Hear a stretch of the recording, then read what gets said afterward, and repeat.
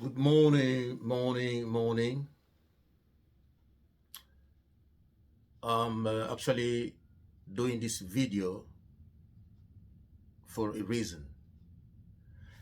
And the reason is I'd like to send a message to a woman that lives in America. She is based in Pittsburgh, the state of Pennsylvania. Maud, listen to this message. I know I look a fool. Probably you've always seen me like a fool, someone who does not decide, someone who cannot say anything. But the thing is it's my nature. I'm a very kind person by nature. I like helping. I'm a very good listener. But don't see me as a fool. And I'm doing the video in English so people in America will listen. I'm going to talk about a woman called Maud Mayemba. She's not in America. I was the one who actually helped her to stay in America. Who took her to America is a guy called Victor. He's a Rwandese guy based in Congo. I don't know much about him, but the only thing I know is his name is Victor. He's a Rwandese guy in Congo Democratic Republic. That was the guy that took Maud to America. I'll show you Maud picture. Just give me a minute, please. I will show you her picture so people can, those that live in America, this is Maud. And I'm not too sure about if he's the husband, Tom and Victor. Tom is the American guy, is a white guy, American in America. He had a child with this woman called Maud Mayemba. She's Congolese. That's one of her picture. So this is another picture. As you can see, that's her. You can look at her face. I took this picture when she came to London. She was here last year. Probably she got here on the 28th of March, if I still recall. 28th or 29th, one of those 2 dates. And then she left in April. Yeah, April 6th, 9th, I can't remember. But those days, she was in London. And then I put her up. She was at my place. I know her through my siblings. As you know, in Africa, how we live, she's not related to me because I'm Angolan, 100% Angolan. And then Maud is Congolese. It just happened that I grew up there and I left there a long time. I've been living in England for 35 years, 36 years. And my siblings were still living there. So they were her friends. So most of the time I used to go to Congo to visit the family. And she'll come along with my siblings and she'll call me big bro, big bro, big bro. In Africa, that's how we live. If you grew up together, we become one family. If not blood related, it does not matter. But if you grew up together, she takes me as her big brother. So my sister's brothers took as one of the friends. So I took on board. She became like my sister. Every time I go to Congo, she come and see me, and we say hello, we share things, and then a small present you give them. And then she once asked for my phone number.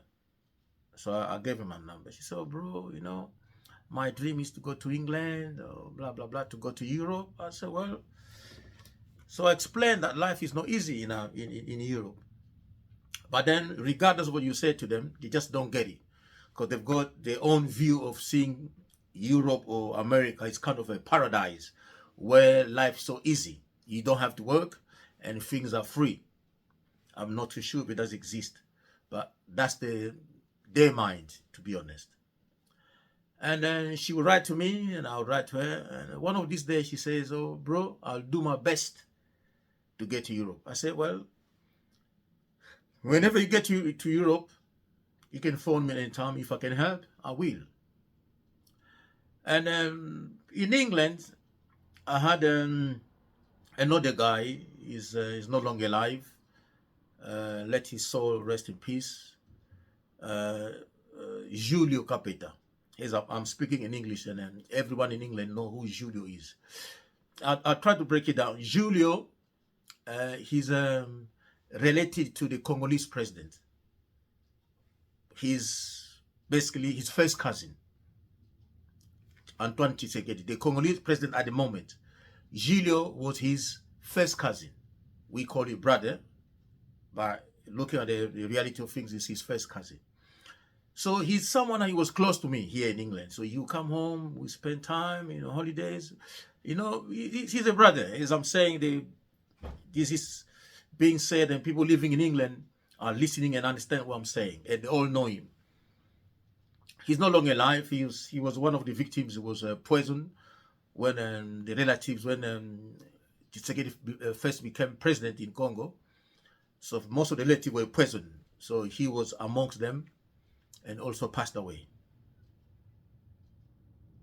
What actually happened? One day, we were home, after having dinner with Julio Capeta at home. Suddenly, a call came through. No, before that, 2 days before, I had a call from Maud. Nowadays, they call her Elizabeth. Probably she's changed the name. She's now married to, or has got a boyfriend from Colombia. Yeah. And then Maud is now into drugs. She's into drugs. It's sad, but I'll probably break it down for you to understand. She phoned me. She said, "Bro, how are you?" I said, "I'm fine." You know what? I said, "Tell me." So I'm now calling from America. I said, "You joking?" I said, "I'm in America now. I'm pregnant. 8 months pregnant. I used one of these guys I told you. I used the guy. I'm going to have a child here." I said, "You pregnant? How would you?" He said, "I'm 8 months pregnant." 8 months, yeah. "How comes?" He said, "Well, I am. And I'm telling you, I'm going to give birth in a few weeks or few days." Oh, what do you mean? So I checked the number. She was right. She was actually in America. "Where are you in America?" "I'm in Dallas." "In Texas?" "Yes." "So who lives there?" Is my sister-in-law. Is my boyfriend's sister, lives here. So she's at work. I'm using her phone, but the bill will come. Please do your best. Come and get me from America. I said, "No, that's impossible. I'm in England. Europe is far away. I can't come to America and take you to England, which is impossible." "Please do your best." She was crying. It was like she phoned in the morning. She phoned in the evening. It just like disturbing, to be honest. One day in the evening, we were home with friends, as we do in the weekend, a Saturday, a drink, a bit of music. Suddenly, a call come through. We on table having dinner. I remember now, in the kitchen there, a call come through. I pick up the phone. I say, "Oh, this lady keep disturbing and I can't help." So I say, "You guys carry on eating. I just move and let her know that I'll call her back." So I move away. She was crying, "Bro, I will give birth in a few days. And then if I give birth, they'll take me back to Congo." I said, "What do you want me to do? Please help. I don't want to go back. That's why I got pregnant with this guy, because I can run away." I said, "Listen, I've got visitors. I'll call you back." So I hung up the phone. So as I came back on table there, I was a bit disappointed. But then Julius said, "Bro, you are a big brother. What's going on? You just come back sad, and with that saddened face, what's going on?" I said, "No, and there's this young sister from Congo, and this is the case. So I try to explain to them. So when I say that to them, and the Judah say, bro, I notice whenever you have a problem, you intend to keep it to yourself instead of letting us know. I'm your younger brother. Look what you've done. You've helped me anytime. Look now. How many houses do I go and sit down, have dinner, and spend time like this? It's your only house. I've got so many friends in this country, but you are the, a different one. So you have a situation. I say, listen, we are not related. But then, because she's a friend of my siblings, she has become like one of us in the family. So she takes me as a big brother. But then what she's going through, I can't help. What can I do? I'm in England. He said, bro, just give me the number. I'll help. I said, what can you do? He said to me, I will help. Give me the number. I said, fine. So when we finished eating, we came in the front room and have a drink and music. I went back, I phoned her. I said, listen, I've got someone here. He's going to help. But let us discuss this first and I'll get back to you. Fine, bro. So he promised, he said, bro, live with me. I've got my brother in Canada and I've got another relative in America. I'll phone them. If they can do it tonight, they'll drive, they'll go all the way where she is to pick it up. I said, are you serious? He said to me, yes, I promise. Fine. So I gave him the number and then he left. He left. The next day, he gives me a call. He said, bro, I told you I'm going to help. I said, what did you do? He says, oh, to be honest, I won't be able to remember now. It's only 1 year gone. But because I'm, since Maud came to England, yeah, because this is exactly the time he left. He left on the 6th. No, she left on the 9th. Because it's gone 12 months. That's why I've made the video to let her know I gave time. I'm going to act. She'll be punished to a level that he has no clue. In her case, I won't give her time. Time won't be given. I promise her this year won't finish. Then she'll see what I'm capable of.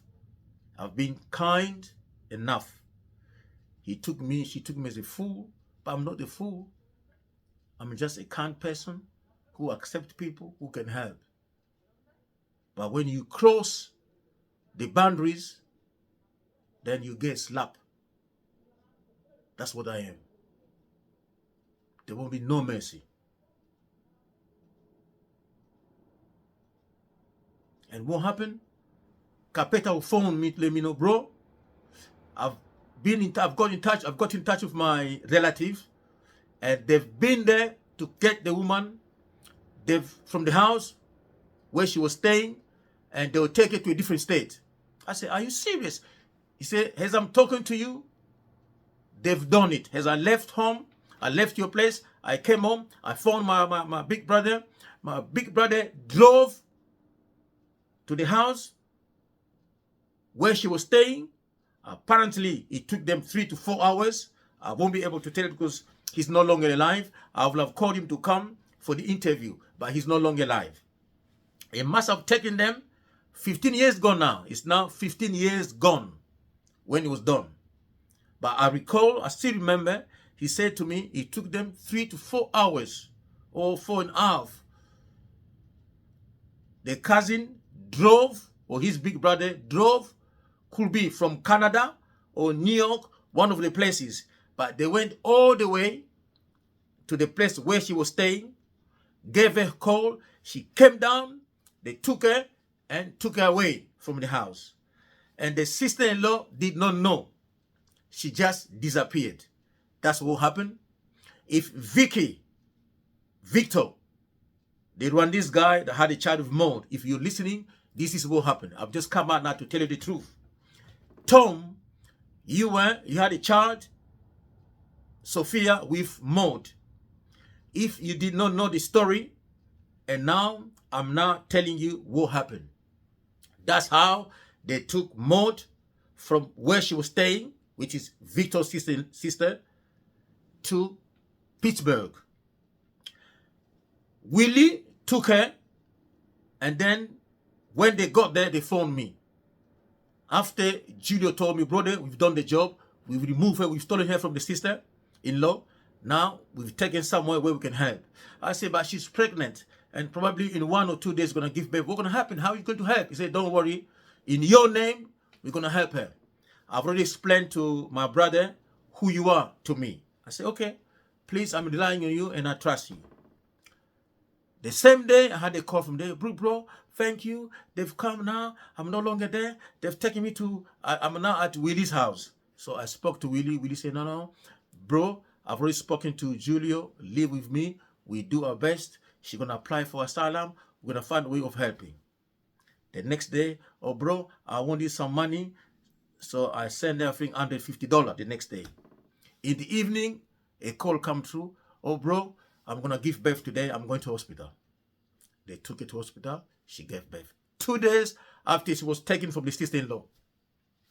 That's how Victor lost Maud. That's how, if Tom, you were told this story by your ex or your partner, I have no clue, but I'm now telling you the story. Corina where? Corina, you were Maud's friend. When I came to America, I met you because you came to visit me.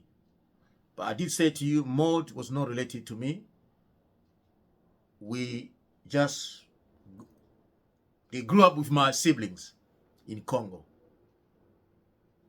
And you and I spoke a lot about Buddhism because you're a Buddhist of Daishino. And that's how our relationship started. You know, Corina, you know the day you and I went to sleep in a hotel, for some reason, Maud was jealous.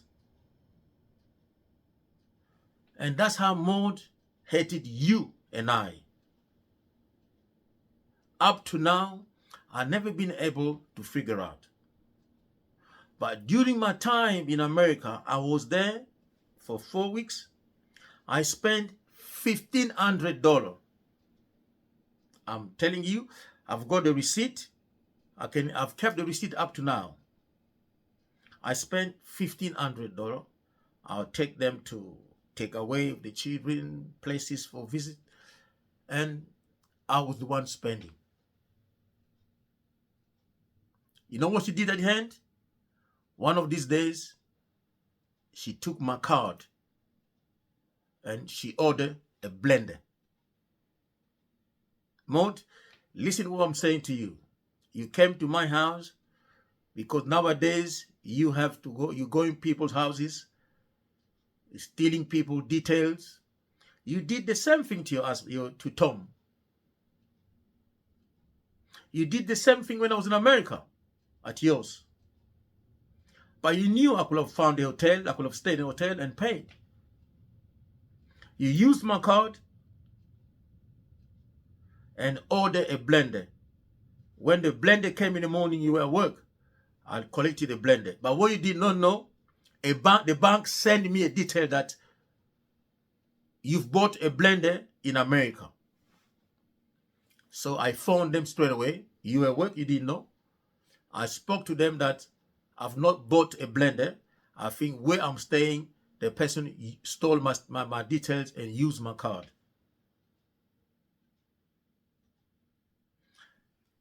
And Barclays Bank kept an eye. You didn't know because I never told you. But I'm telling you today. And I took the picture of the blender. When you came, you say, oh, the blender. I said, they've come to deliver a blender here. Oh, thank you. I said, but I come in never had a blender. And you trying to say a few things to me. I said, oh, even my Barclays bank has told me you trying to go mad. I took it easy. I think you tried again, but probably Barclays bank blocked, or you try to go for a pad, something like that. I'll keep it to myself. That's it. Let me just carry on. I just want to break this down so whenever Corina or Victor or whoever will see this, they will understand how you end up in America.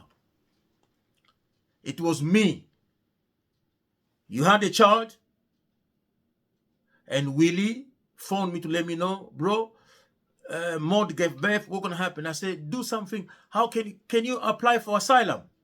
And she said, no, I have to go to let the priest know there's a church somewhere here so they can take over and help, because I won't be able, because they send it back because she has no papers here and blah, blah, blah, blah. So that's how she was helped. Willie went to see the priest, let the priest know, and the priest went to hospital to see her. At the time, she could not speak English, so she told them, I've got a big brother in England. My big brother is going to explain to you my situation. So what happened? The priest found a solicitor, and the solicitor happened to be a Colombian lady. I speak Portuguese, I speak some Spanish, English, and French. So the lady was given my number, and then she phoned me. Everything that she said there, I was the one that made it up, wrote it, and sent it to the solicitor. And the solicitor came and said that if you are related, because you work, it could be helpful if you could send us your paper. That would be able to help her to get a stay. Because you're a citizen, you work, we could use it to defend her, that she'll be working, she'll be paying her taxes. If she can work and pay taxes the way you do, that could be helpful. So I told the lady, listen, I've been working for over 20 years. I paid everything, my taxes. She said, send me a copy of your passport. I said, but I'm a citizen here. I can't send it over there. Because now, she said, no, don't worry, blah, blah, blah. It won't be anything. I said, but I can't send my British passport there, copy there. So she convinced me, no, we won't use it, just to explain. In case they ask, we make them understand. So I sent a copy of my passport, my workplace, in case they wanted to know where I used to work, and the details of my house. I pay my bills, I pay everything. So I sent it to them. Few days later, she ended up in court. In court, she won the case. She came home. She went back to the church because she was staying there. They gave her like it's kind of a refuge home where she was staying. And then she phoned me, bro, I went to court. I've won the case. Thank you for everything and you did and blah, blah, blah, blah, blah. Fine. And I have to say thank you to the person who did, Julio Capeta, let his soul rest in peace, for everything he did, for helping and getting to get her to where she was staying. The next thing is, bro, I've got a boyfriend and blah, blah, blah, blah. The boyfriend is a white man. I say, it's your life. Look after, bro, I'm pregnant for the man. The next thing was, bro, the man is a bad guy. He want to kill me. He's going to do this to me. Blah, blah, blah. You have to come. So 7 years ago, I traveled. I think 5, 6 or 7 years. I went to America to see what was going on. When I got there, I spoke to Tom. Tom made me understand. I understood. I spoke to him. I said, listen, she's an African woman. You've got a child. I made him understand. I spoke to Maud. But I realized Maud, the aim was to make money. Maud had a child because she had a plan to use the American guy to bring her family to America. That was the aim. I said, no, take things easy. You work with this, you'll be able to take things easy. When you get your pepful, you become the citizenship. Advise, but she's a Congolese. I did not mean anything to her. The end of the story, they split. The next thing she phoned me, oh, you know, bro, you know what he's been doing? He's been fingering my daughter. He's been doing this to my daughter. I said, he's the father. He cannot do this to the daughter. Stop what you're doing. He's a human like you. Found a different way of making money. She will not listen to me. She took the man to court. She took the man to the cleaner. The man one day will be able to explain what's been going on. The next hour, she phoned me, bro. Then I stopped talking to her. I just stopped. I just don't want to get involved in anything because she won't listen. She's got her way of living. Do your own things. The next thing, after 5 years, a call come through. She phoned me. I pick up the phone. Oh, bro, I'm coming to England. I'm sorry. You're the only one I have in life. You've been, you've done so much in my life. I have to come and see you. I know you hurt me. You went out with my friend. I said, but if I went out with your friend, what's wrong? She's an American. You as a sister, so what's wrong? So you've had something in your mind, me to cut off you or what? Oh, bro, I'll come and see you. Fine. I first was joking. Another day, she sent me a picture. He said, bro, I'm no longer the person you knew. I said, why? Now I cannot live without smoking. I said, what do you smoke? Oh, I smoke something. I have to show you. The picture is no longer there. She sent me, she takes coke now. She burns it. She injects herself. She sent me the syringe of what she takes. I said, Maud, what? She said, bro, without this, I can't live. I say, oh, my Lord. And then she goes, bro, I'm coming to England. I want you to help me because I want to kill Tom. I said, Maud, are you okay? He said, I am fine. But I have to come and see you to help me because I have to kill this guy. I said, why? He's been putting fingers in my daughter. My daughter's been explaining to me. I said, Maud, please come. I want to see you so we can talk. Come. Then the following day, she deleted the picture. When she came to England on the 28th of March last year, 23, I went to pick her up. When she came home, I said, have a shower, have something to eat, talk to me. She goes, bro, I have to do something to this guy. I said, no, let's talk about, you said to me, you need something to smoke. She brought a box, it was full of tablets. I'll show you. The same day she came to my house, this is what happened. This is what happened. I want you to see. This is what happened. She collapsed. This is what happened. The first day she came, I want you to see what happened.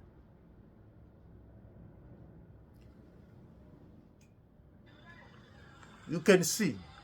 The first day she came to my house, this is what happened.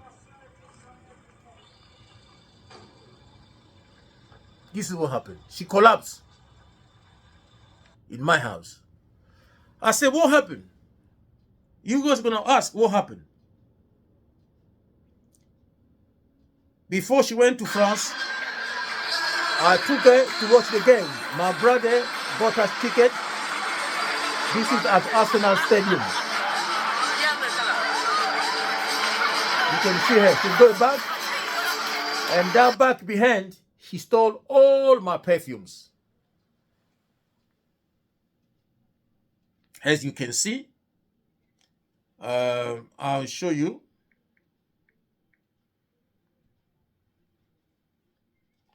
Brothers, the world we're living in is just unbelievable. I want you to see. Let me just pause it. Look.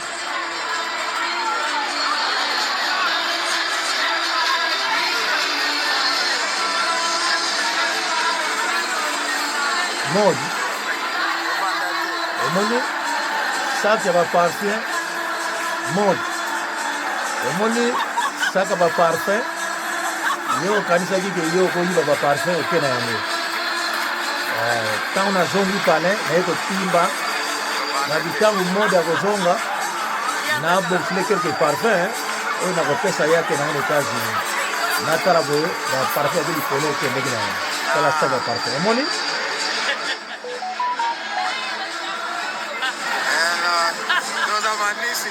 Those are my nieces, you can see. So the whole family. Now, these days is the days you meant to travel without even telling me. You know? And then God is so good. I took this video more. Those are the person, yeah? You see? At Arsenal. Mod. Nakolanda yo. Omoni. This is at the stadium. Arsenal Stadium. I kept watching the game. Alright. See you later. Thank you. I took her to watch the game. So I look like a fool while we're helping. Maud, I just wanted you to see. And then that's how Maud left England. We sat down, she opened a box full of tablets, about 80, 90 tablets.